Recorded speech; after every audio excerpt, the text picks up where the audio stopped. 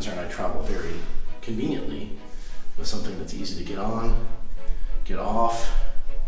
It's very stretchy. That's the way to go, frankly, when you travel. Now, they did give us pajamas on the plane, so that's nice, so I can get some sleep for the 12-hour flight. But at this point, I've just come off of 12 and a half hours with some layovers. What I'd like to do is hit that shower. So we've got some great shampoo, body lotion, and conditioner in here. So we're going to use some of the top shelf things you get here in Qatar. Thank you very much. Appreciate it. Okay, that was fantastic. A shower after a 12 and a half hour flight with another 4-hour flight prior to it and 2-hour layover in Philadelphia. Great. So let's talk about kind of food they may have. So let's check that out.